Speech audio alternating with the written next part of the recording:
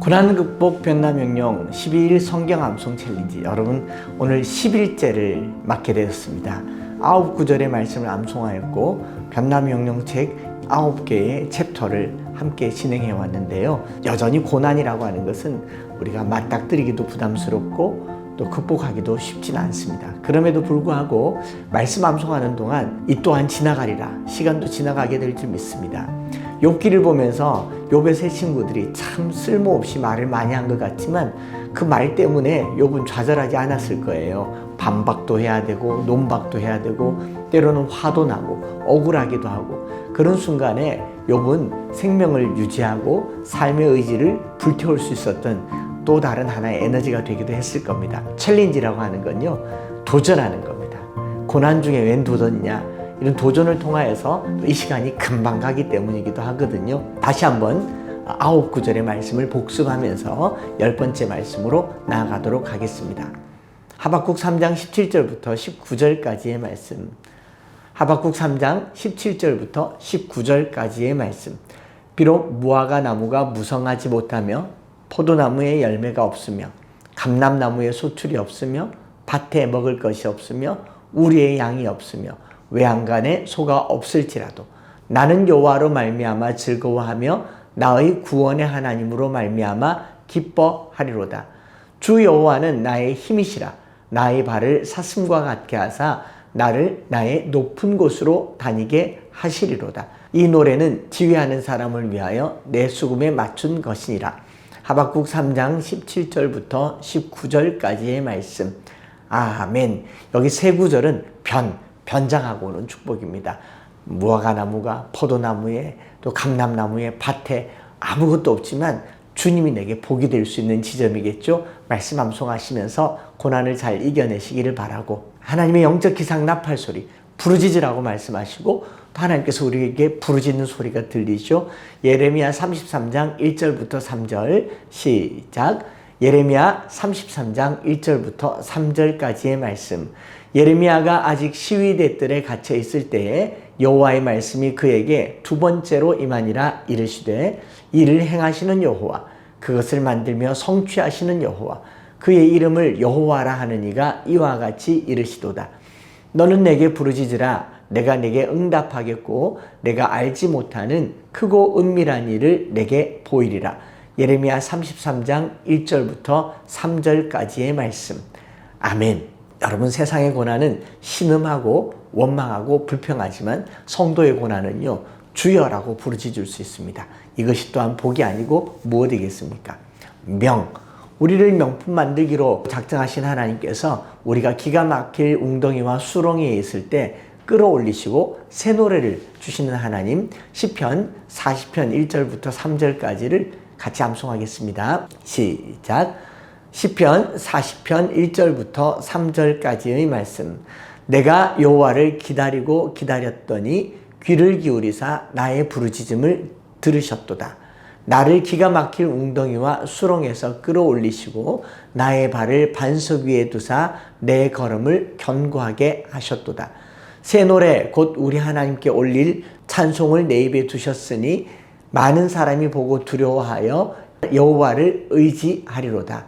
시편 40편 1절부터 3절까지의 말씀.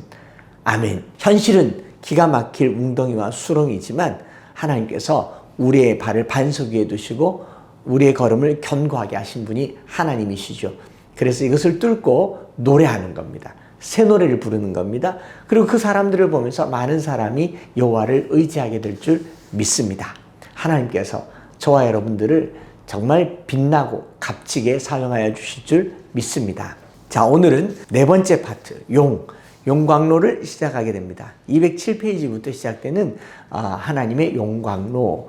욥기 전체를 보면서요, 저는 이 마지막 부분이 제 마음에 가장 와닿았고, 사실 욥기를 읽으면서 욥의 고난만을 이야기하는 것 같았지만 고난과 두 배의 축복만을 이야기하려고 42장에 해당하는 긴 내용을 쓰기에는 읽기도 부담스럽고 또 내용도 우리가 보기에 이거 무슨 말이냐 싶을 만큼 어렵지 않았겠습니까? 그런데 뒤로 갈수록 이 고난의 이유가 선명하게 밝혀지는 지점이 10, 11, 12장이라고 생각합니다.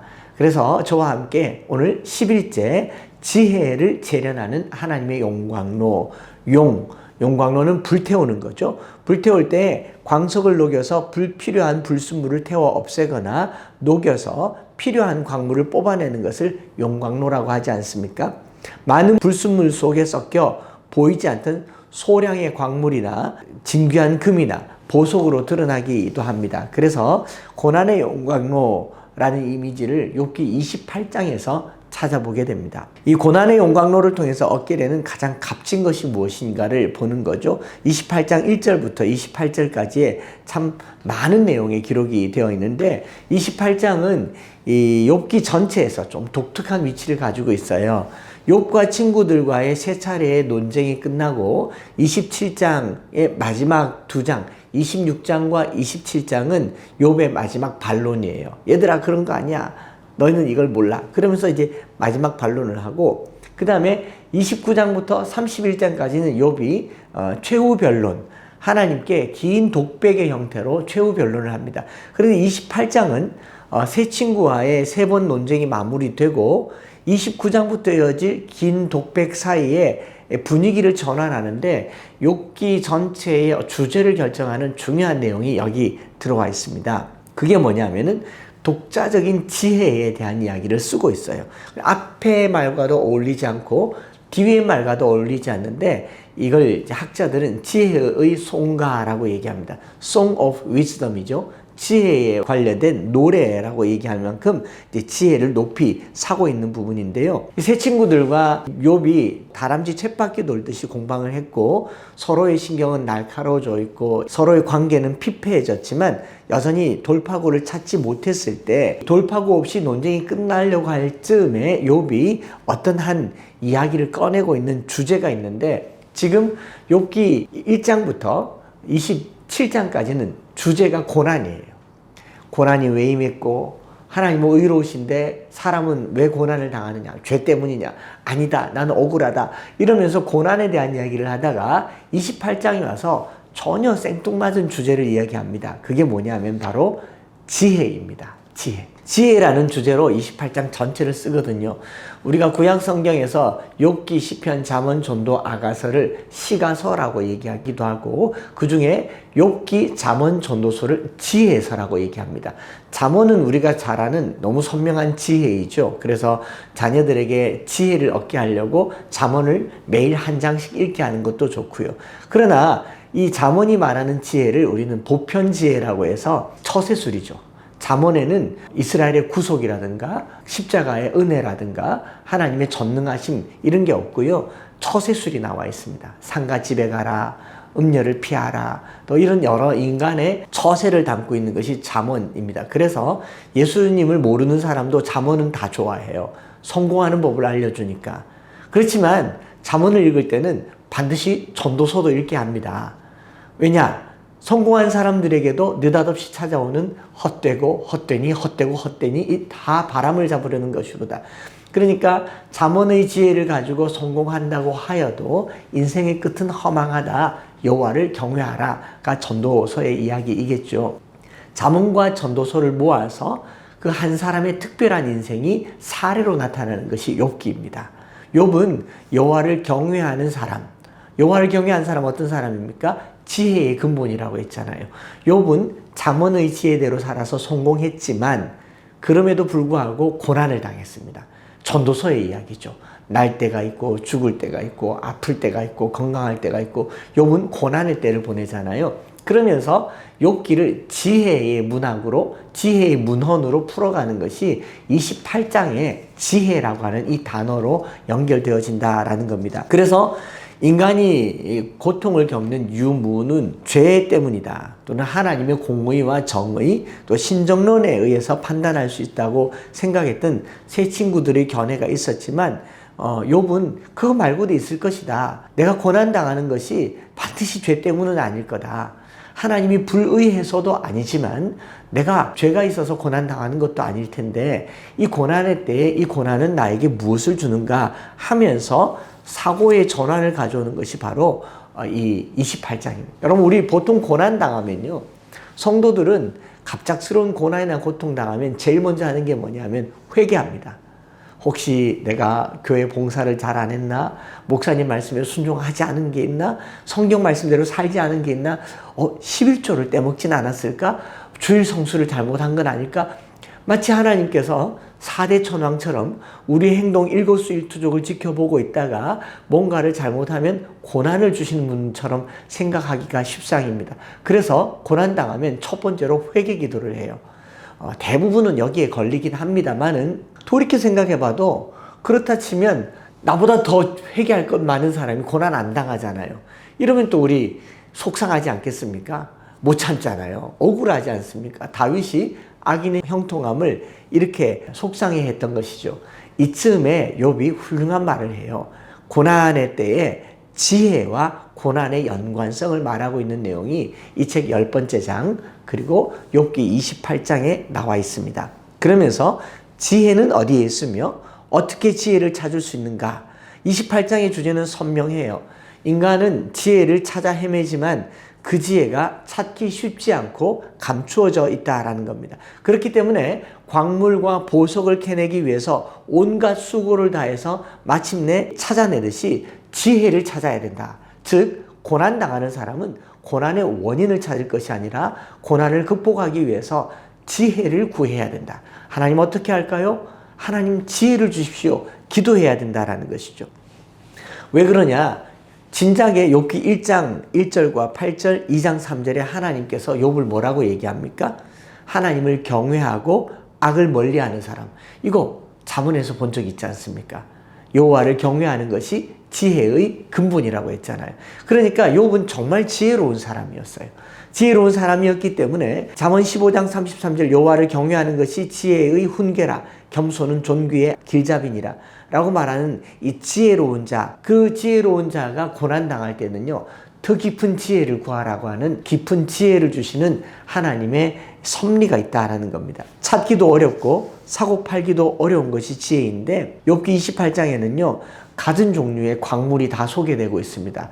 이 광물 전문가인 것처럼 광부들이 광물, 금, 은, 철, 구리, 청옥, 사금 등을 찾기 위해서 기술을 동원하여서 기필코 찾아내는 것을 말하면서요 고난이 깊어지면 깊어질수록 지혜를 향한 추구와 열망과 갈증이 더 커지기를 바라는 것. 그래서 거기 채광하는 작업에서 주목되는 28장에 보면 어디 가서 거기 이르는 길, 발견 이런 단어가 나오죠. 보물이 있는 장소는 사람 사는 곳에서부터 멀리 떨어진 곳에 있잖아요. 희귀한 곳에 있죠. 쉽게 발견하면 보물이 아니잖아요. 그러니까 사람의 발길도 잘 닿지 않고 28장 4절에 광맥이 이르는 길은 솔개도 알지 못하고 매의 눈도 보지 못하며 용맹스러운 짐승도 밟지 못하였고 사나운 사자도 그리 지나가지 못하 감추어진 길이죠. 오직 숙달된 광부들만이 그 장소와 그 길을 찾아내서 특별한 채굴 기술로 각종 보물을 발견하는 것. 이게 욥기 28장에 나와 있지 않습니까? 우리나라로 치면 옛날에 산삼 캐는 사람들요. 산삼이 길에 나 있겠습니까? 동네 어귀에 있겠습니까? 저기 깊은 산에 정말 신만이만 알 수 있는 그런 산삼.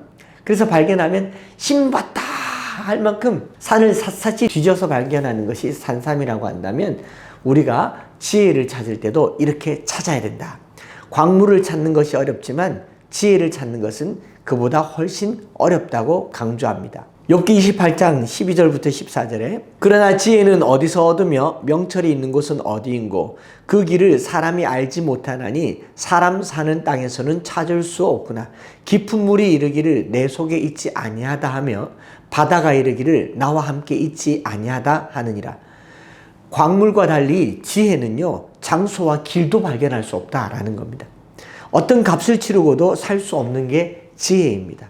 순금으로도 바꿀 수 없고 은을 달아도 그 값을 정하지 못하리니 오빌의 금이나 귀한 청옥수나 남보석으로도 그 값을 당하지 못하겠고 황금이나 수정이라도 비교할 수 없고 정금 장식품으로도 바꿀 수 없으며 진주와 벽옥으로도 비길 수 없나니 지혜의 값은 산호보다 귀하구나. 구수의 황옥으로도 비교할 수 없고 순금으로도 그 값을 헤아리지 못하리라. 바로 28장 앞부분에는 광물을 캐기가 어렵다라고 했지만 지혜는 그보다 훨씬 어렵고 그 앞의 광물을 다 주고 보물을 다 주고도 사기 어려운 것이 지혜다라고 얘기하죠. 솔로몬은 잠언 16장 16절에 지혜를 얻는 것이 금을 얻는 것보다 얼마나 나은고 명철을 얻는 것이 은을 얻는 것보다 더욱 나으니라. 저는 욥과 친구들과의 대화에서요, 욥이 고난이라고 하는 용광로를 통하여서 비로소 얻게 되는 것이 무엇이냐? 지혜인 것입니다. 사람이 고난당하면요, 생각이 없어지고 어떻게 보면 모든 것이 피폐해질 것 같지만 고난을 통하여서 저기 깊숙한 곳에 오리무중이라고 하는 그곳에 깊이 숨겨져 있는 하나님을 경외하는 지혜를 얻게 될 줄 믿습니다. 지혜의 장소, 지혜에 이르는 길을 발견하는 방법은 사람이나 자연이 아니라 하나님께 있다는 것이죠. 욥은 고난을 통하여서 하나님 앞에서 그 깊은 용광로, 깊숙한 곳에 숨겨져 있는 하늘의 지혜를 알게 되었다라고 얘기를 하고 있습니다. 성경 번역가인 민영진 박사님은 지혜에 대해서 217페이지에 이렇게 썼습니다. 지혜는 소프트웨어이고 우리는 하드웨어이다. 지혜는 소프트웨어라고 그래요. 우리는 하드웨어라고 합니다. 저는 이게 참 공감이 갔던 게 우리 안에 지혜가 들어와 있으면 계속 지혜로울 것 같지만요, 그렇지 않습니다. 목회를 평생 하는데 어떨 때는 너무 훌륭한 목사님이셨다가 그 마지막에 말년이 어떻게 되는가를 우리가 많이 보기도 했고, 또 한창 전성기였다가 인생이 나락으로 떨어지는 사람, 어떻게 사람이 저렇게 생각이 바뀔 수 있을까 하는 걸 보는 것처럼 지혜는요, 한때 지혜로웠다가 하나님이 그 지혜와 명철을 거둬가시기도 합니다. 그 지혜와 명철을 빼앗아가기도 합니다. 타고나는 것도 아니고요, 지능이 좋아서 그런 것도 아닙니다. 학위를 받아서 지혜로워지는 것도 아니고, 사람은 지혜롭다가 한순간에 어두워지고 어리석어질 수 있습니다. 왜냐하면 성경의 지혜는 성령님으로 묘사하고 하나님 그 자체로 묘사하기 때문에 하나님의 영이 떠나면 지혜도 떠나버리는 것이죠. 하나님을 경외하면 지혜가 들어오는 것이죠.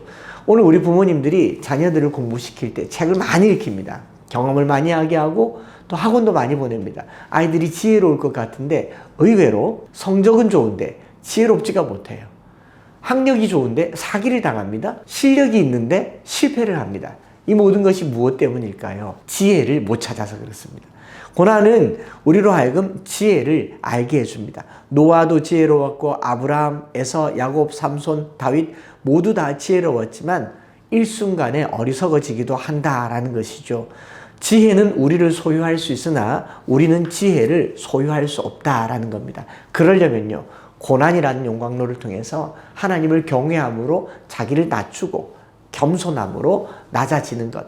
여기 겸손, 후말리타스라는 뜻은 흙이라는 뜻의 후무스라는 단어에서 나왔어요.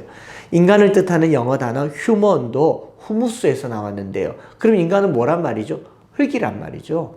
이 흙인 존재, 하나님께서 용광로의 소리를 낮추셔서 저기 흙이 되었을 때 비로소 지혜를 아는 겁니다. 겸손과 여호와를 경외하는 것이 그 보응이 재물과 영광이라고 하였기 때문에 여호와를 경외함으로 지혜를 배우는 이 고난의 용광로 잘 견뎌낼 수 있기를 축복합니다. 하나님께서 전에 없었던 지혜로 저와 여러분들의 삶에 세상의 지식들을 깨달아 알아가는 귀한 시간 되기를 바랍니다. 성경 암송하십시다. 이사야 43장 19절부터 21절 말씀을 암송할 텐데 오늘은 19절 암송할게요.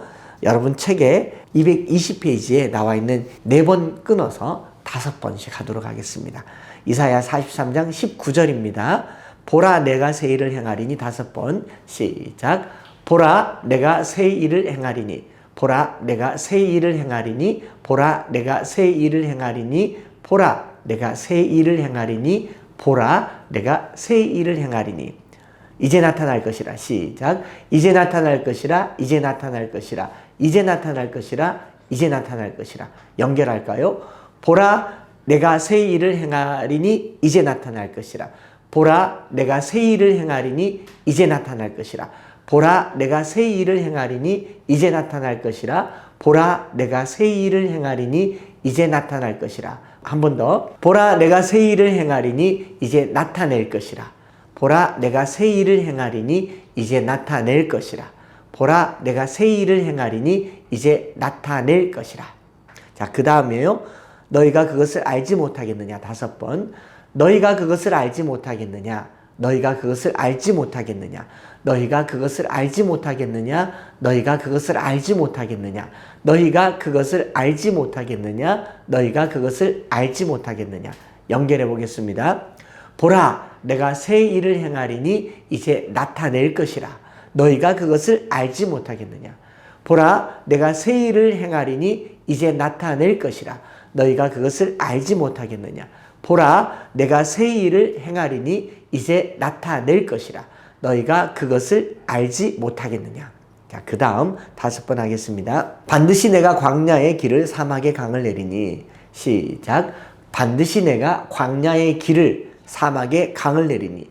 반드시 내가 광야의 길을 사막의 강을 내리니. 반드시 내가 광야의 길을 사막의 강을 내리니. 반드시 내가 광야의 길을 사막의 강을 내리니. 반드시 내가 광야의 길을 사막의 강을 내리니. 반드시 내가 광야의 길을 사막의 강을 내리니. 연결하겠습니다. 시작. 보라 내가 새 일을 행하리니 이제 나타낼 것이라. 너희가 그것을 알지 못하겠느냐. 반드시 내가 광야의 길을 사막의 강을 내리니. 보라 내가 새 일을 행하리니 이제 나타낼 것이라. 너희가 그것을 알지 못하겠느냐. 반드시 내가 광야의 길을 사막의 강을 내리니. 보라 내가 새 일을 행하리니 이제 나타낼 것이라. 너희가 그것을 알지 못하겠느냐. 반드시 내가 광야의 길을 사막의 강을 내리니. 아멘. 이사야에도 이렇게 말씀하잖아요. 우리 몰라요. 우린 모릅니다. 그러나 반드시 하나님께서 없는 광야에 길을 내고요.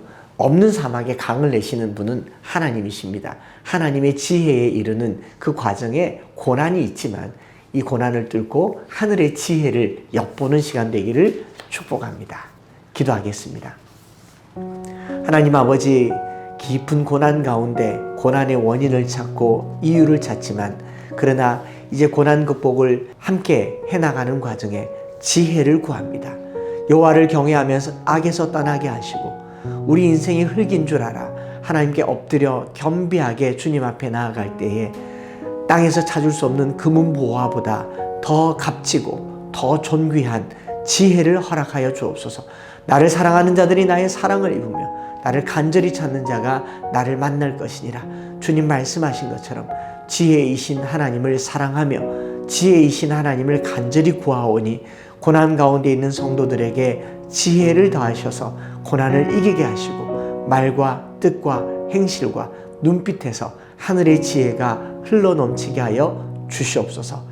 감사드리며 예수님 이름으로 기도드립니다. 아멘.